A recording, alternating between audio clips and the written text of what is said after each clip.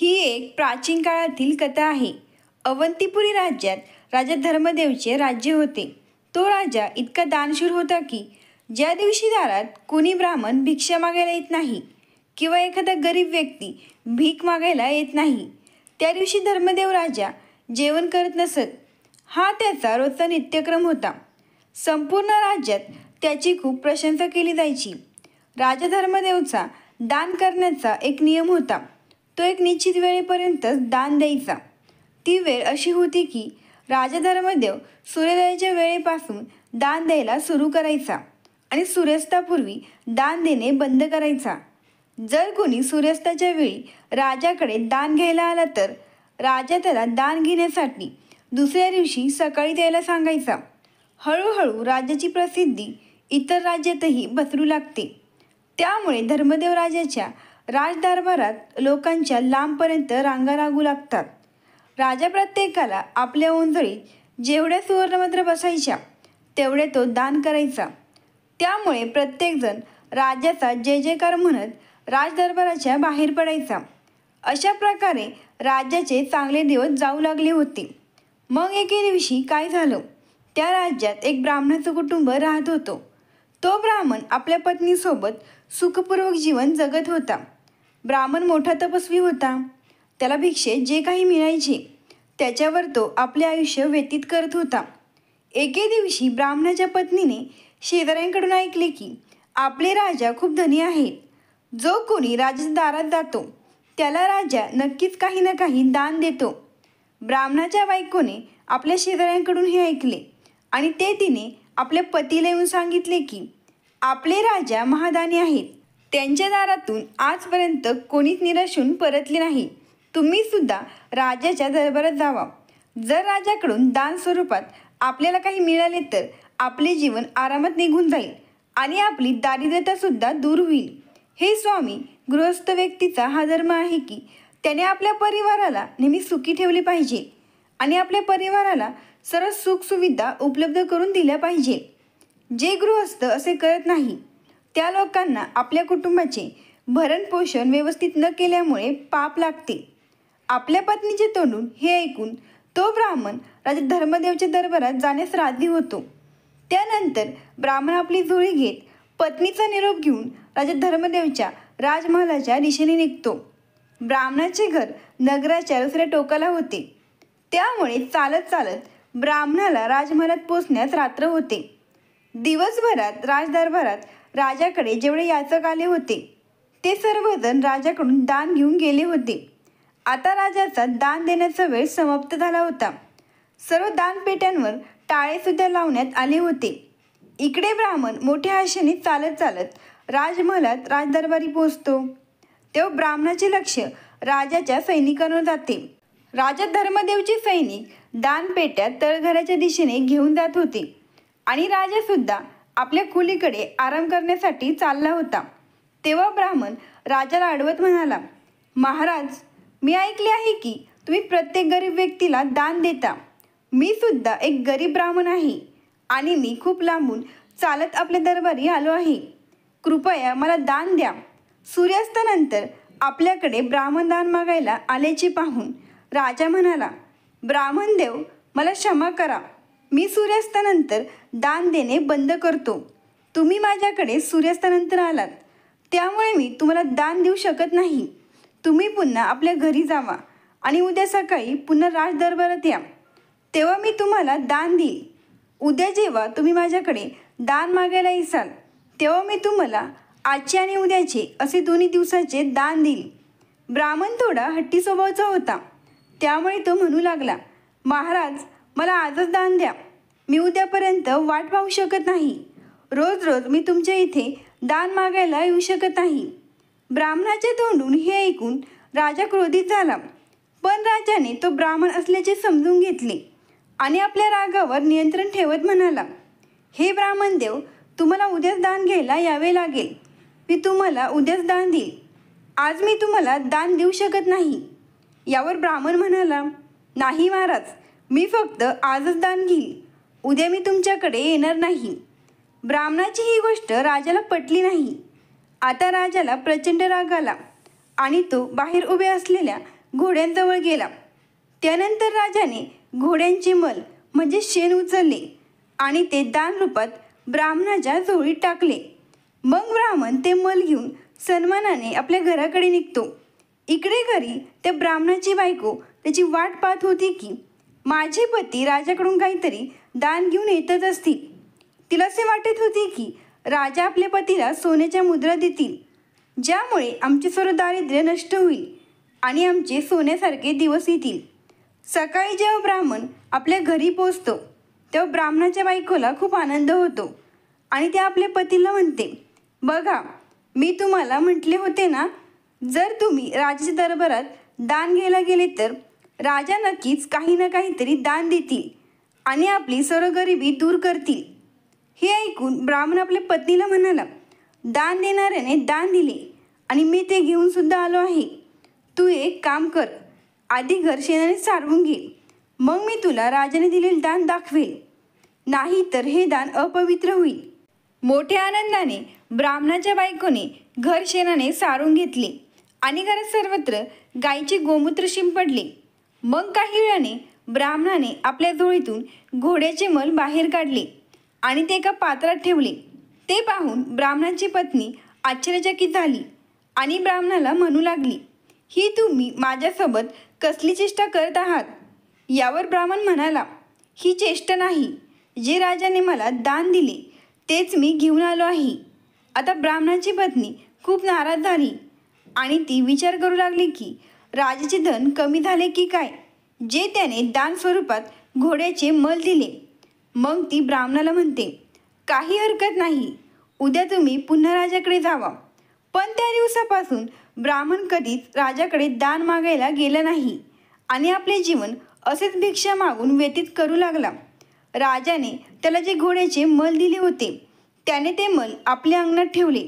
पण नंतर गोष्ट अशी झाली की त्या मलाचा हळूहळू आकार वाढू लागला. मग ब्राह्मणाची पत्नी ब्राह्मणाला म्हणाली, हे पतिदेव, हे घोड्याचे मल जे तुम्हाला राजाने दान स्वरूपात दिले आहे ते दिवसेंदिवस वाढत चालले आहे. तुम्ही वेदांचे ज्ञानी आहात, मग मला याचा अर्थ समजून सांगा की या मलाचा आकार दिवसेंदिवस का वाढत चालला आहे. यावर ब्राह्मण म्हणू लागला, हे प्रिय पत्नी, हे राजाचे दानाचे फळ वाढत आहे आणि हे फळ त्यालाच भोगावे लागणार आहे. जर आपण याला उपयोगात घेतले असते तर राजाला याचे सुख फळ प्राप्त झाले असते. आता जर हे आपल्या काही कामाचे नसेल तर याचा परिणामही राजालाच भोगावा लागणार आहे. हे ऐकून ब्राह्मणाची पत्नी मोठ्या विचारात पडते. त्यानंतर हळूहळू असेच काही दिवस निघून जातात आणि दिवस महिन्यात बदलतात. मग महिने बघता बघता वर्षात निघून जातात. ते घोड्याचे मल आता एखाद्या मोठ्या मातीच्या ढिगाऱ्यासारखे मोठे झाले होते. पुढे 10 वर्षानंतर तिकडे राजा एके दिवशी जंगलात शिकारीला जातो. तेव्हा त्याला कुठलीच शिकार मिळत नाही. राजाचा नियम असा होता की जर त्याला शिकार मिळाली नाही तर तो त्या दिवशी राजमहालात येत नसत. आता सूर्यास्ताची वेळ झाली होती आणि यावेळी कुठल्याही जीवाला मारणे हा क्षत्रियांचा धर्म नव्हता किंवा कुठल्याही राजाला ते शोभत नाही. हा विचार करून राजा म्हणतो, आता मला इथून एका सुरक्षित ठिकाणी जायला हवं आणि तिथेच आपली रात्र काढावी लागेल. ते जंगल ब्राह्मणाच्या घरालगतच होते. राजा सुरक्षित जागा शोधत शोधत त्या ब्राह्मणाच्या घराजवळ पोचतो, ज्या ब्राह्मणाला त्याने 10 ते 15 वर्षांपूर्वी घोड्याचे मल दान स्वरूपात दिले होते. पण राजा ती घटना पूर्णपणे विसरून गेला होता. राजा धर्मदेव जेव्हा त्या ब्राह्मणाच्या घराजवळ पोचला तेव्हा त्याने ब्राह्मणाच्या घराचे दार वाजवले. जेव्हा ब्राह्मणाने दरवाजा उघडला तेव्हा राजा त्याला म्हणाला, हे ब्राह्मणदेव, मला तुझ्या इथे आजची रात्र आश्रय हवा आहे. हे ऐकून ब्राह्मण म्हणाला, हे यात्री, आपले माझ्या इथे स्वागत आहे. त्या रात्री राजा धर्मदेव ब्राह्मणाच्या घरात विश्रांती घेतो. ब्राह्मणाच्या घरात जे काही उरलेले शेळीपाके अन्न होते ते अन्न ब्राह्मण त्या यात्रीला म्हणजेच राजाला देतो आणि त्याचे अतिथी म्हणून स्वागत करतो. त्यानंतर राजा तिथेच आपली रात्र काढतो. जेव्हा सकाळ होते तेव्हा राजाची नजर ब्राह्मणाच्या दारात असलेल्या घोड्याच्या मलावर जाते. ते घोड्याचे मल आता ब्राह्मणाच्या घरापेक्षा मोठे झाले होते. ते पाहून राजा ब्राह्मणाला विचारतो, हे ब्राह्मणदेव, खरंच तुमच्याकडे इतके घोडे आहेत का, जे त्या घोड्यांच्या मलाचा तुम्ही दारासमोर इतका मोठा ढीग घातला आहे? यावर ब्राह्मणाने उत्तर दिले, हे यात्री, आम्ही तर पूजापाठ करणारे आणि भिक्षा मागणारे ब्राह्मण आहोत, मग आम्ही घोडे सांभाळून करणार तरी काय? यावर राजा म्हणाला, मग तुमच्या घरापुढे हा इतका मोठा घोड्यांच्या मलाचा ढीग कसा काय आहे? मग ब्राह्मण त्याला समजावत म्हणतो, यात्री, तुम्हाला जाणून घ्यायचे आहे का की हा घोड्याच्या मलाचा ढीग इथे कशामुळे आहे? तर यामागे एक खूप मोठे रहस्य आहे. आता त्या रहस्याबद्दल जाणून घ्यायची राजाची खूप मोठी उत्सुकता वाटते. मग ब्राह्मण म्हणाला, हे यात्री, आमच्या राज्याचा राजा खूप मोठा दानशूर व्यक्ती आहे. तो रोज सोन्याचे नाणी गरीब लोकांना दान करतो. 10-15 वर्षांपूर्वी माझ्या पत्नीने हट्ट करून मला राजाकडे दान घ्यायला पाठवले होते. आपल्या पत्नीच्या सांगण्यावरून मी राजाकडे दान घ्यायला गेलो. जेव्हा मी राजाकडे दान मागण्याचा हट्ट करू लागलो, तेव्हा राजाने मला दुसऱ्या दिवशी यायला सांगितले. पण मी राजाचे ऐकले नाही आणि पुन्हा राजाकडे दान देण्यासाठी हट्ट करू लागलो. तेव्हा राजाने क्रोधित होऊन घोड्याचे मल आणून माझ्या झोळीत टाकले आणि मी ते सन्मानाने आपल्या घरी घेऊन आलो. पण ते माझ्या काहीच कामाचे नव्हते आणि ते मल मला फेकूनही देऊशी वाटत नव्हते. त्यामुळेच मी हे मल दारातच ठेवले. यावर राजा म्हणाला, हे ब्राह्मणदेव, तुमच्या राजाने तर तुम्हाला घोड्याचे मल तुमच्या झोळीत टाकून दिले होते, मग हे मल इतके मोठे कसे काय बनले? तेव्हा ब्राह्मण त्याला समजावत म्हणाला, हे यात्री, आमचे वेद पुराण सांगतात की दान देणारा जितके दान देतो त्याच्या हजारो पट त्याला ते पुन्हा मिळते. राजाचे ते दान वेळेसोबत वाढत गेले आणि हजारो पटीने जमा झाले. आता दानाचे फळ राजाला स्वतः भोगावे लागेल. हे ऐकून राजाच्या पायाखालची जमीन सरकते. राजा हे विसरून गेला होता, पण ब्राह्मणाच्या सांगण्यावरून त्याला सर्व काही आठवते की मीच क्रोधीतून हे मल ब्राह्मणाला दान स्वरूपात दिले होते. आता राजा खूप घाबरला आणि दोन्ही हात जोडून ब्राह्मणाला म्हणू लागला, हे ब्राह्मणदेव, राजा याचे फळ कसे भोगणार? मला हे थोडे सविस्तर समजावून सांगा. यावर ब्राह्मण म्हणाला, हे यात्री, हा मलाचा ढीग राजाला खावा लागणार आहे. जोपर्यंत राजा हे मल खाऊन संपवणार नाही, तोपर्यंत ते वाढतच जाईल. इथून पुढे ते मल आता दुप्पटीने वाढणार आहे. काही दिवसातच ते माझ्या घरालाही त्याच्यामध्ये समाविष्ट करेन. त्यानंतर अख्खं राज्य त्याच्यात समाविष्ट होईल. ब्राह्मणाचे तोंडून हे ऐकून राजा पूर्णपणे भयभीत झाला. तो ब्राह्मणाला सांगू लागला की मीच या राज्याचा राजा आहे आणि मीच तुम्हाला घोड्याचे मल दान स्वरूपात दिले होते. मी तुमची माफी मागतो. तुम्ही मला क्षमा करावी आणि मला याचा उपाय सांगावा की माझा उद्धार कसा होईल. यावर ब्राह्मण म्हणाला, जर तुम्हीच राजा असेल तर याचा परिणामसुद्धा तुम्हालाच भोगावा लागेल. जर दान देणारा समोरच्याला अशा वस्तूचे दान देतो जी त्याच्या काहीच उपयोगाची नसेल तर त्या वस्तूचे फळही त्यालाच भोगावे लागते. यात तीळ मात्र शंका नाही. जर तुम्हाला हे मल खाण्यापासून वाचायचे असेल तर एक उपाय आहे. तुम्ही तो उपाय केला तर त्या उपायामुळे तुमचे खूप प्रमाणात हिस्सेदार होतील आणि जर तुम्ही तो उपाय केला नाही तर तुम्हाला एकट्यालाच हे सर्व मल खाऊन नष्ट करावे लागेल. महाराज, तुमच्याकडे आणखीन एक उपाय आहे. राज्यातील लोकांनी तुमची निंदा केली तर हे मल आपोआप कमी होईल. यावर राजा म्हणाला, हे ब्राह्मणदेव, माझी निंदा कोण करेल, कारण राज्यातील सर्व लोक माझी प्रशंसा करतात. मग ब्राह्मण म्हणाला, तुम्ही एक काम करा. राज्यात जेवढे कुलपुरोहित आहेत त्यांच्या मुलींना तुम्ही जबरदस्तीने तुमच्या राजमहालात घेऊन या. त्यांच्या मागण्यावरही तुम्ही त्या मुलींना परत करू नका.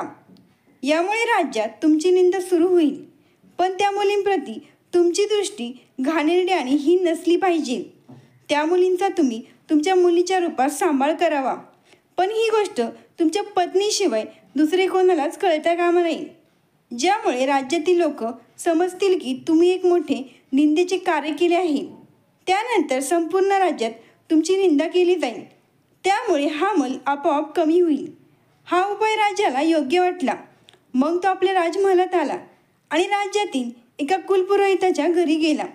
तेव्हा त्या कुलपुरोहिताने विचारले, हे महाराज, आपण खूप नाराज दिसत आहात. माझ्याकडे काही काम होतं तर मीच आपल्या राजदरबारी आलो असतो. तुम्ही इथे येण्याचा त्रास का करून घेतला? हे ऐकून राजा म्हणाला, गुरुदेव, तुम्ही तुमच्या मुलीला बोलवा. माझं तिच्याकडे काम आहे. राजाची आज्ञा पाळून त्या पुरोहिताने आपल्या मुलीला आवाज दिला. त्यानंतर राजा त्या मुलीचा हात पकडून आणि कुलपुरोहिताला धक्का देऊन तिला आपल्यासोबत राजमहालात घेऊन आला.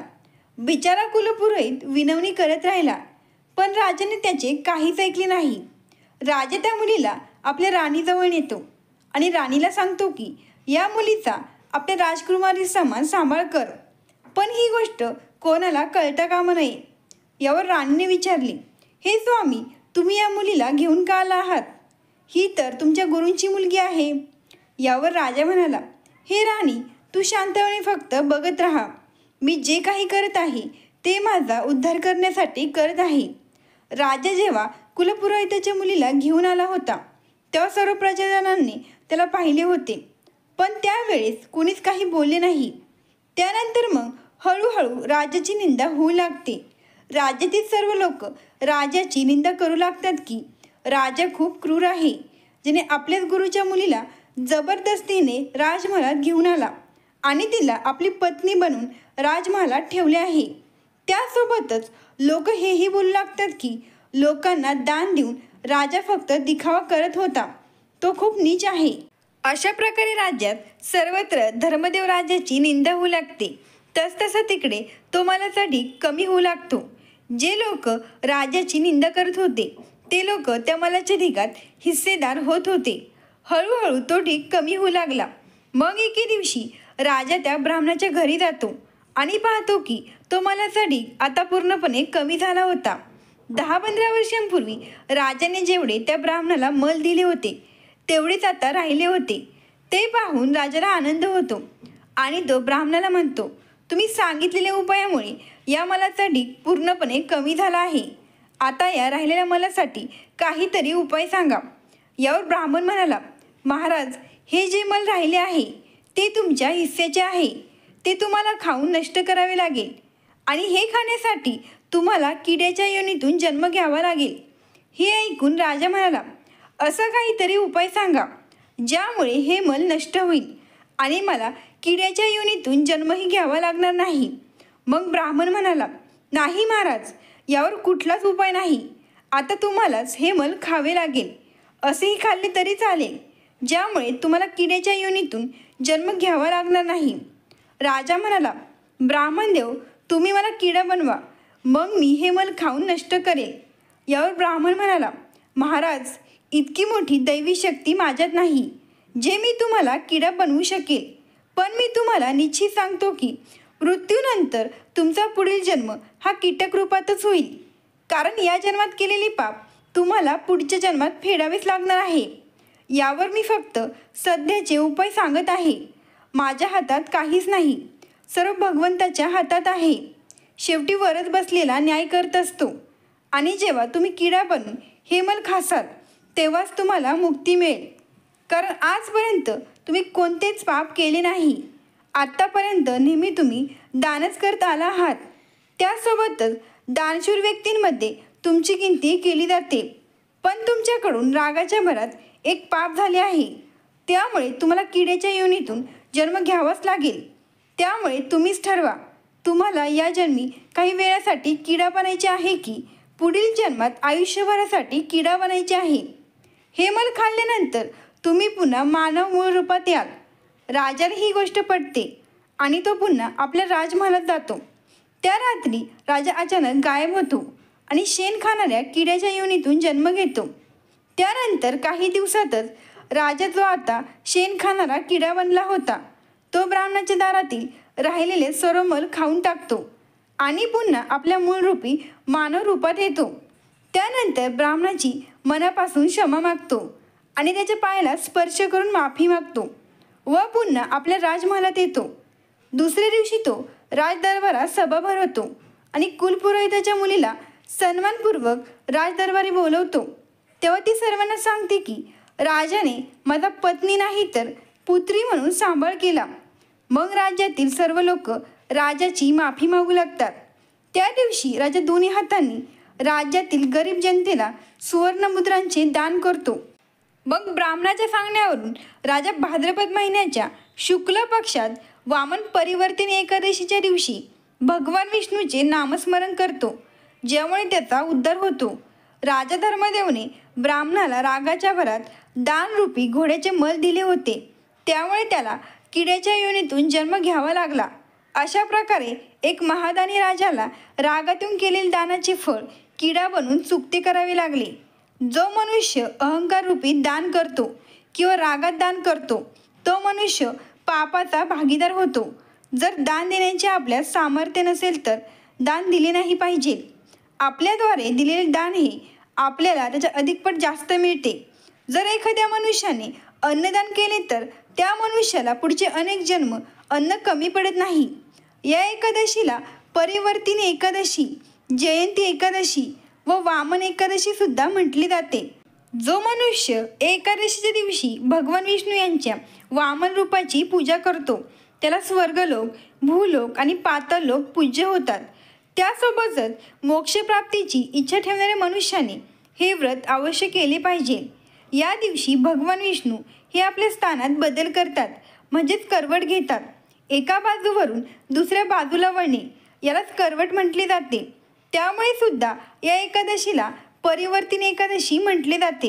या एकादशी दिवशी भगवान विष्णू आपले करवट बदलतात, त्यामुळे तिन्ही लोकातील लोक भगवान विष्णूंचे पूजन करतात. या एकादशीच्या दिवशी तांबे, चांदी आणि दहीचे दान केले जाते. त्यासोबतच रात्री जागरण केले जाते. जे लोक हे एकादशीचे व्रत सर्व विधीपूर्वक मनोभावे पूर्ण करतात ते सर्व पापातून मुक्त होऊन स्वर्गलोकात जाऊन चंद्राप्रमाणे प्रकाशित होतात. या दिवशी मनुष्याने दान केले पाहिजे. दान देताना आपण अभिमान किंवा गर्व दाखवणे उचित नाही, कारण अहंकारपूर्वक केलेले दान पुण्याचा नाश करतो. मित्रांनो, जरी कथा आवडली असेल तर लगेच सबस्क्राईब करा. धन्यवाद. आभारी आहोत.